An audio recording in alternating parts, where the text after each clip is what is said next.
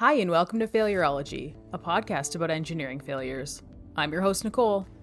And I'm Brian, and we're both from Calgary, Alberta, Canada. Thanks again to our Patreon subscribers. We really appreciate your support. I know I say that every time, but I mean it sincerely every time. For less than the cost of a functional hammer, you can hear us talk about more interesting engineering failures. Today I learned how much hammers cost. They cost more than $5. Nicole was incredibly shocked by this revelation that hammers cost more than $5, which is the monthly cost for Patreon. Yes. There were some hammers that we looked at that were over $300.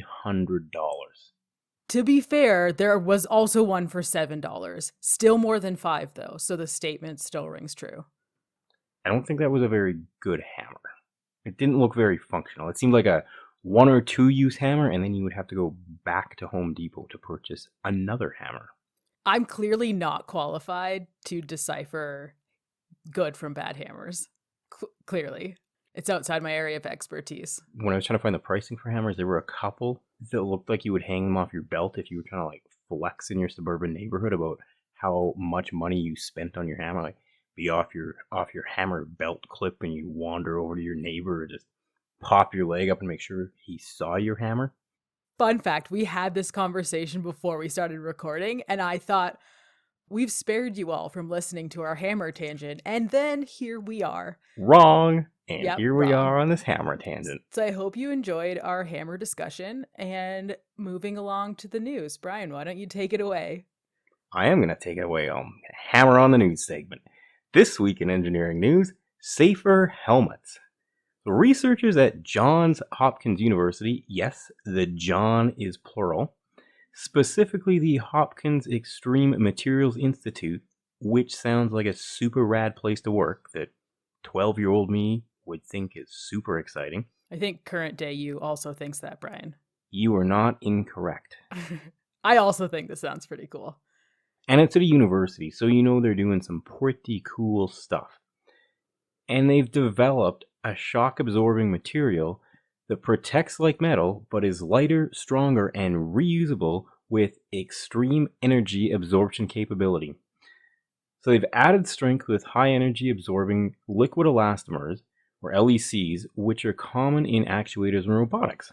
The testing so far for the helmets includes strikes from objects weighing 2 to 7 kilograms, maybe some hammers, and speeds up to 35 kilometers per hour. That doesn't sound very fast, but keep in mind these helmets that they're testing, at least from my understanding, are for athletes. So that is probably within the realm of acceptable forces for the most part, maybe not in professional sports, but in amateur sports, that doesn't seem unreasonable. They're also confident that the material can withstand greater impacts. They just haven't expanded the testing yet, or at least hadn't at the time of this article. And the team of researchers is collaborating with industry to design these helmets specifically for athletes, as I had mentioned, and also for the military.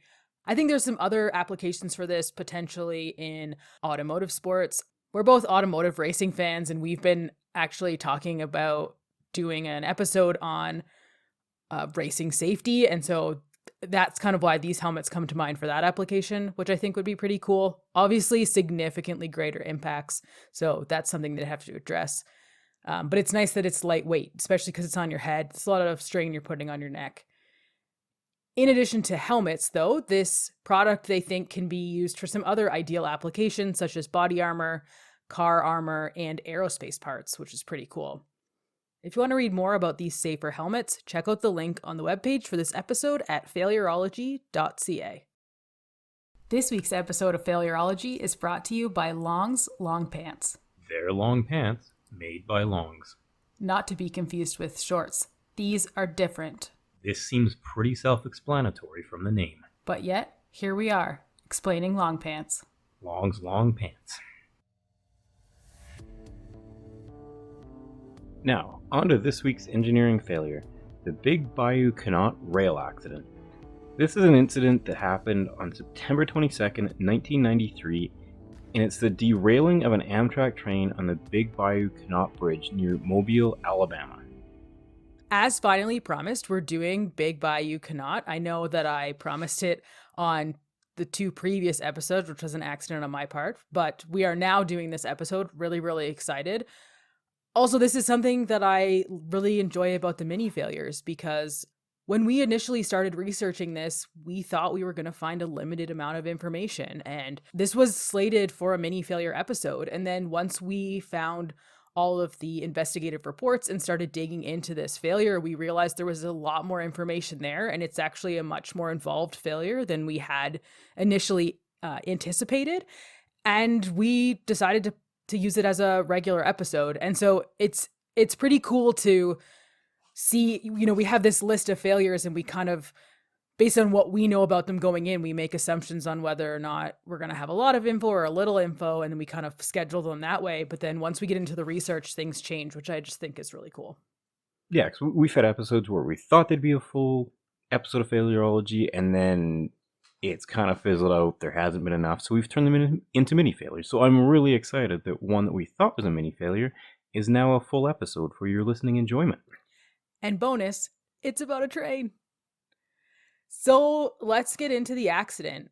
A barge being pushed by the towboat Mavilla made a wrong turn on the Mobile River and ended up on the big Bayou Canot, which is an unnavigable channel. The towboat crew included a captain, pilot, and 2 deckhands. The pilot took over control of the boat from the captain around 11:30 p.m. So this towboat was pushing a barge, but it was doing it late at night. This accident happened, I think, somewhere around 2 or 3 a.m. It's definitely later on in our notes. We're going to get to that. But it's dark outside. There was also heavy fog.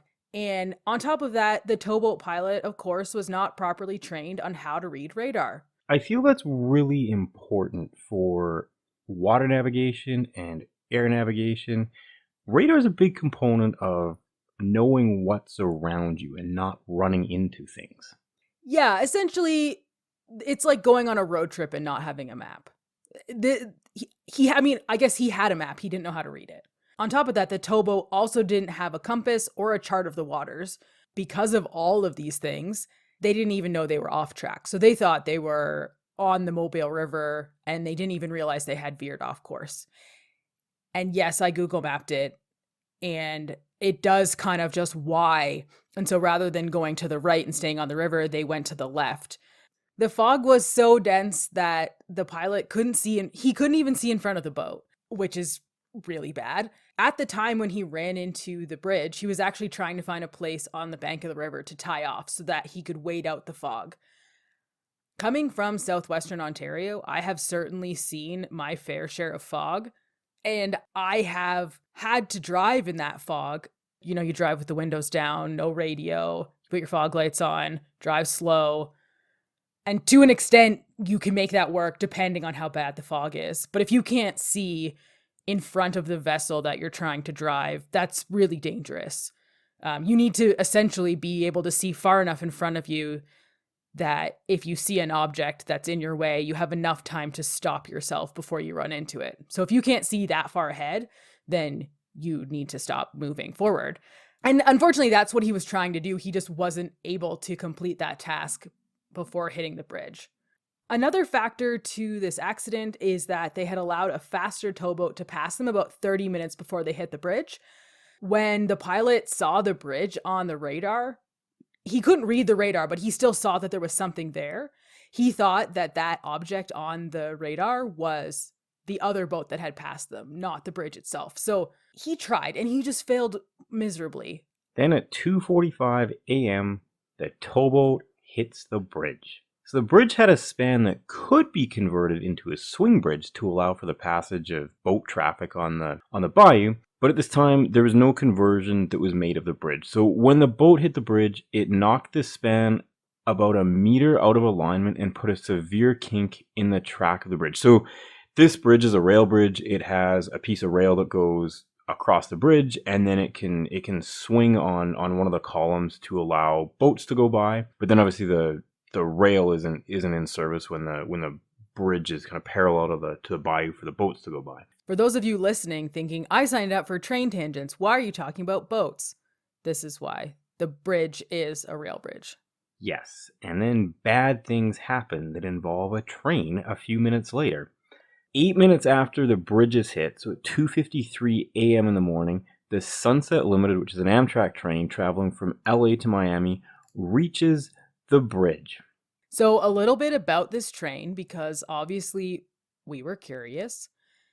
Traveling by train from LA to Miami takes around 102 hours and 14 minutes. But the fastest Amtrak train can make the trip in only 93 hours and 40 minutes. So they're able to cut a little over 8 hours off the trip, which is quite considerable. It's a long distance. America's a big country.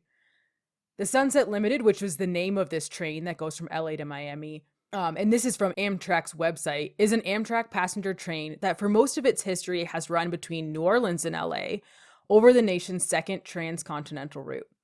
However, up until Hurricane Katrina in 2005, it ran between Orlando and LA, and from 1993 to 96, it continued on to Miami on what is called the Silver Meteors route.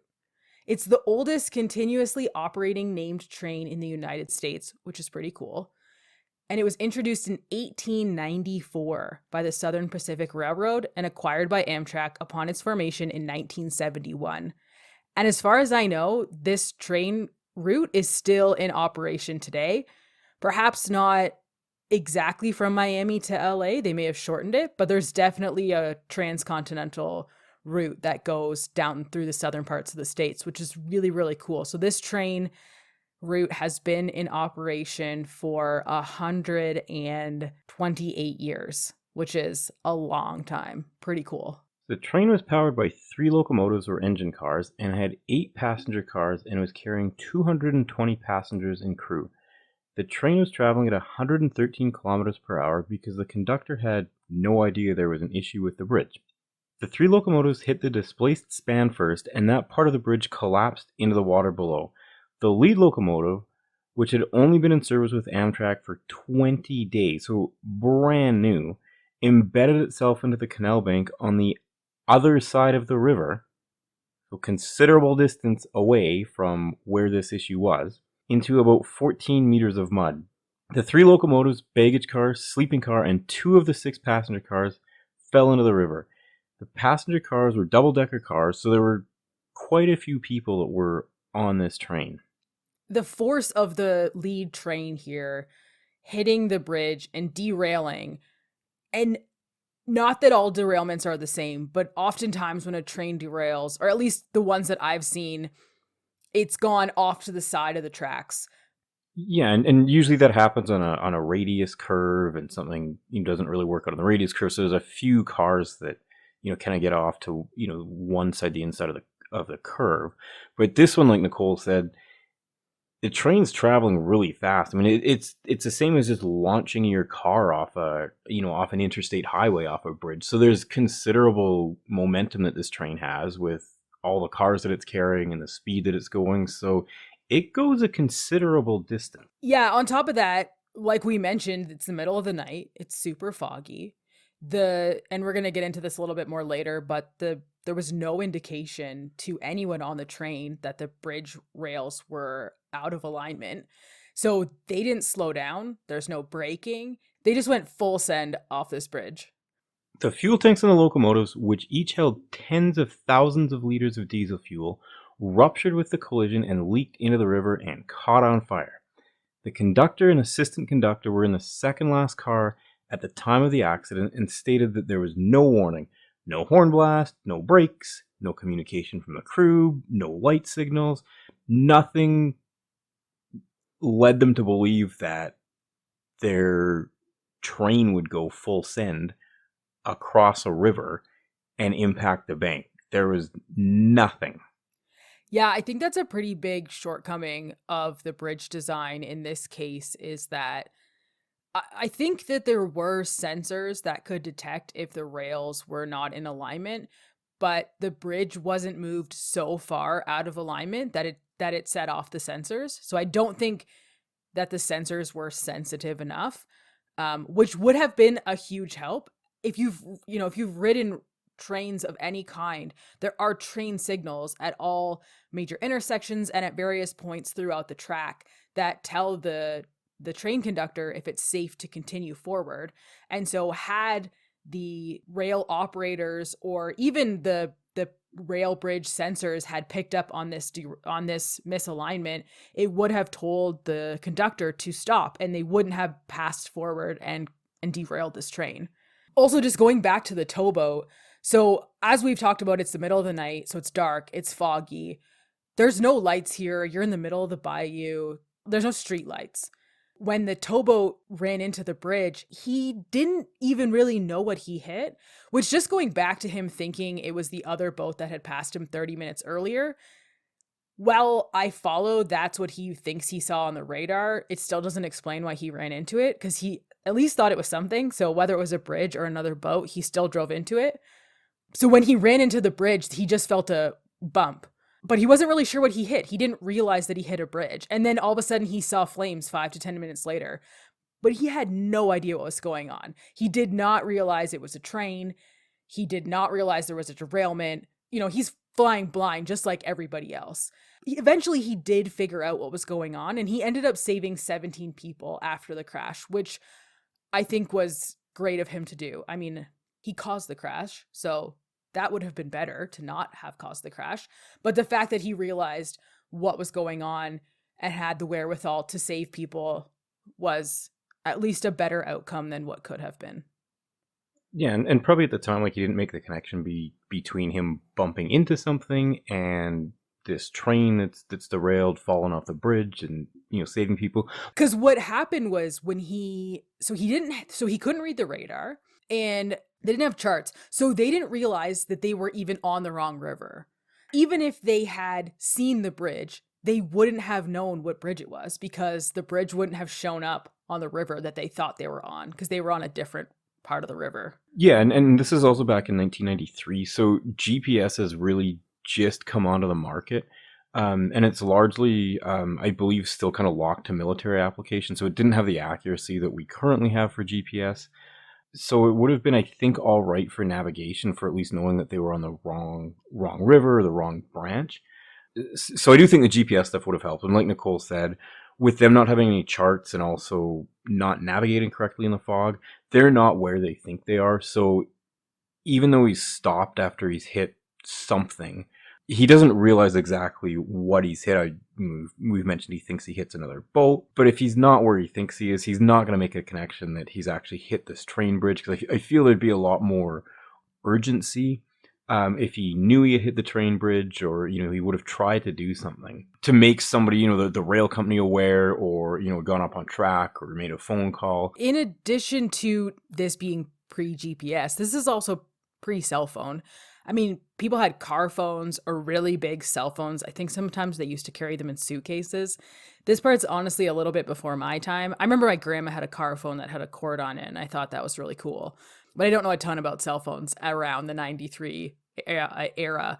But I definitely know that it's highly unlikely anyone was carrying a cell phone. And if they did have a cell phone, it's making phone calls only. It's not you can't text with this phone. You can't open a map application and see the blue dot of where you are. The communication options are pretty limited at this time.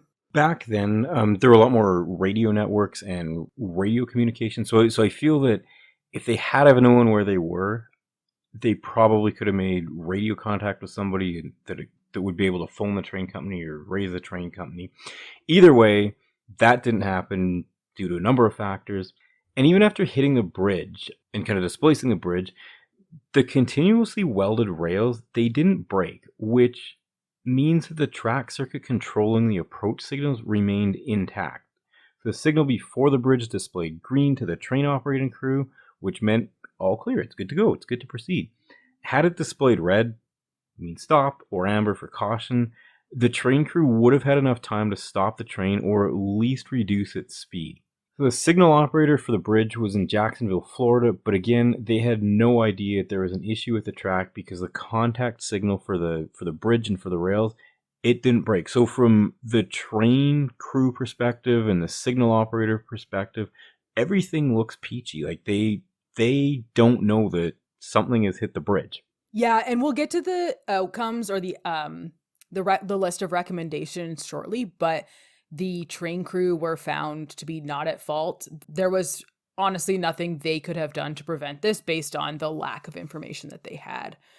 Also, even if the towboat pilot had known where he was, there was a very, very short window between him hitting the bridge and the train coming through on the bridge.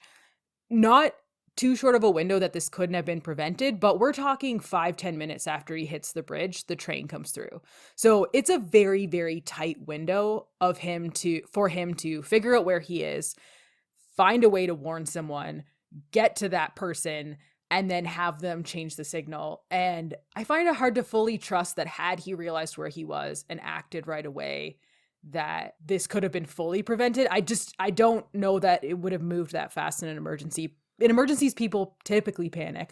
And I say that from experience. I'm not super great in emergencies either. I'm working on it, but I'm not great. Yeah, the window, like Nicole mentioned, kind of that 5 to 10 minute window, that's a really tight window for kind of a problem diagnosis, getting a hold of somebody, explaining the problem, diagnosing the problem, them understanding the severity of it, especially if everything that they have on their end says, they have green lights for stuff, there's no broken connection there. So I think, yeah, I agree with Nicole. Even if he had been able to get in touch with Amtrak or the operator or, somebody that could do something about it, I don't know if it would substantially change the outcome. It's not like as soon as he called, 5 seconds later, something would happen. He'd still probably have to find a number, and then if you're waiting on hold for things, it probably would have had the same outcome, unfortunately. Yeah, and it's not like he bumped the bridge so hard that the entire bridge swung open. He bumped it, I think it was only about a meter. I mean, it wasn't enough for the signal to change, for the bridge to even recognize that it was the rails were not in alignment.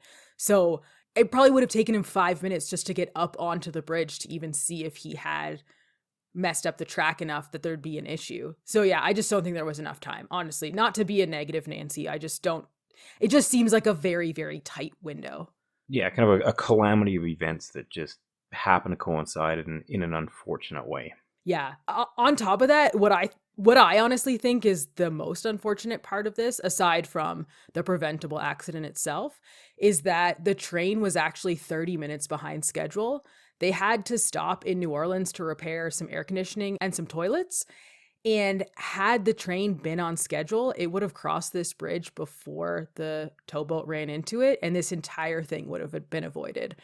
That's, aside from the accident itself, to me, that's the second most tragic part of this, is that a few little things that were completely unrelated and just normal things that happen when you're traveling, I mean, by train or any other method, pushed the schedule back far enough that it caught the derailment right after he hit the bridge. And I just think that's a really, really unfortunate coincidence. As a result of this derailment, there were 47 deaths, mostly from drowning as well as from fire and smoke inhalation. There were 103 injuries in total. So as we mentioned before, there's about 220 people on board. So we're looking at 20-ish% of people perished in this accident, which is not great. I mean, of course, one out of any number is horrible, and especially when it's preventable, but 20% is a lot. And I would also like to mention here, we've said it a number of times, this was in the middle of the night. This is an overnight route. People were likely sleeping when this happened. So now you've got people that are sleeping. They don't notice any changes in the train. The train's not slowing down, not braking.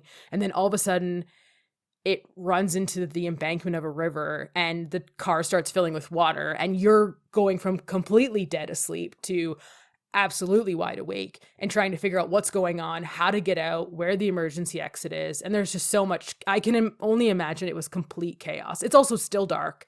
I do not envy any of the people that experienced this crash. It's horrible.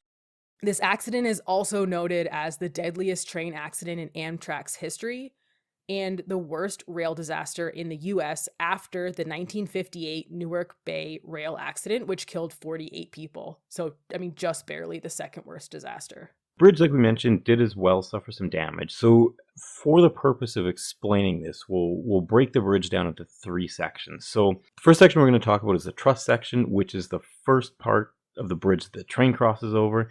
And this section sustains extensive damage. The next part that the train goes over, or would have gone over, is the girder section, and this is pretty destroyed. And this is the part of the bridge that could be swung out. So it's the middle piece of the bridge. It would rotate to allow boats to go by. And then the third section is destroyed during the derailment, mostly because the train drove right into it. The nose of the south pier had some concrete chipping from where the barge hit it. Some portions of the bridge were found 15 meters north of their original location. So these have shifted substantially from where they were supposed to be. The cost associated with the barge running into the bridge and the train subsequently leaving the bridge were not insignificant. So in 2022 dollars for the cost to repair the bridge and rebuild track and reroute the train. So in rail equipment, $31 million. The track and bridge cost $3.9 million. Rerouting of the trains, $3.3 million. Marine equipment, kind of a cheap one, only $2,400. Pollution cleanup from when the diesel spilled into the river, $228,000, for a grand total of $38.6 million in 2022 dollars. So this was a fairly expensive disaster on top of 47 people perishing. And I want to add that $2022 number is about double the 1993 cost. So yay, inflation. Also, these numbers don't cover any of the payouts that would have been given or the lawsuits that would have been given to the victims and the family members of the victims from this derailment and this horrible accident. This is basically the cost to remediate the rail and the bridge back to a usable condition. So we've touched on a few of these, but there's definitely a number of lessons learned from the accident investigation that was done. And we're going to go through them. We've kind of talked about some of them. They're all pretty straightforward, but I do think it's important to recap. So there was a lack of a national risk assessment program to determine bridge vulnerability to marine vessel collisions. And this prevented the railroad industry from taking action to increase protection. And this is not the first time we've seen a marine vessel run into a bridge. This isn't even the first time we've talked about it on the show. The Sunshine Skyway also had another vessel run into a bridge and took out a huge section of the highway, which was also horrible. But as we've seen as well, there's a number of bridges in, I'm going to call it the United States specifically, but I'm sure there are plenty of other countries that are having this issue where their infrastructure is just not necessarily maintained or looked after to the level that it needs to be to last as long as it should. And we're seeing bridges collapse all over the world, which is really unfortunate. And it's not always, there's a variety of reasons. Sometimes it's maintenance, sometimes it's a design defect, sometimes it's renovation work to the bridge that wasn't fully coordinated or thought out, and maybe some of the work's going on is too heavy, or maybe it exposed some metal that got corroded that wasn't supposed to. We've also seen a number of bridges collapse lately due to flooding. There's been some really bad floods in the northwestern United States, but also throughout Western Asia as well. So that's really, really tragic to see these bridges collapse. And I just think we need to pay a little bit more attention to our infrastructure, especially the infrastructure that we use every day. Some of the bridges that we've talked about on this podcast they see thousands and thousands of people cross them every single day. They're obviously critical parts of the infrastructure of that area, and I think they just need a little bit more attention to make sure that the people traveling across it are safe. Rant over on that one. Moving along, as I mentioned before, the train crew's qualifications and the condition of the track, signals, or train equipment, aside from the fact that the signals didn't recognize that the rails were no longer in alignment, the train crew's qualifications did not contribute to the accident. So they were not found to be at fault at all, which is not really surprising. They had no idea this was coming. All signals said green for go. As we've also talked about, the towboat pilot didn't know how to read radar properly. And had he done that, he wouldn't have made a wrong turn and he would have avoided this bridge entirely. His company should have made sure that he was adequately trained to do so. And the Coast Guard also didn't, at least at this time, require that he be trained in radar navigation, which is unfortunate. I think a bit of an oversight there. The pilot also used poor judgment by continuing to navigate when he couldn't find a spot to stop. By continuing to approach the unidentified object on the radar, which again, he thought was a boat, but was actually a bridge. Either way, he continued to approach it. Even if he thought it was a boat, he should have stopped. And again, this could have been avoided. And he also had crew on board that he could have asked for help, but he was on deck and they were off for the night. They were sleeping in their bunks and he didn't want to bother them. And so he didn't get the help that he should have gotten. And again, prevented this from happening. So post-accident, the boat crew was tested for drugs and alcohol, but this occurred approximately 10 hours after the accident, and they weren't conclusive either way. This is not to say that they were under the influence of drugs or alcohol, but the delay in testing is a procedural issue that should be corrected. In fact, the regulations for post-accident testing at the time did not specify a time limit to conduct that testing. Yeah, it's like someone getting in an accident, you suspect they've been drinking and you test their blood alcohol level 2 days later. Like, it's not going to tell you if they were drunk or under the influence at the time of the accident. You have to test right away. I mean, people metabolize alcohol and other drugs at different rates depending on the person. And so it's really important to do that testing as close to the accident as you can to get the most accurate results. But again, we don't know either way. So on Amtrak, passengers can purchase tickets on the train and board and leave at their leisure. So Amtrak was unaware of exactly how many passengers there were on the train at the time of this incident. The list that they did have, it took until the next day to get to the emergency responders, which is a huge disadvantage to the rescue. The responders aren't aware of how many people they need to be looking for, whether they have everyone accounted for, whether there's other people that they should be looking for.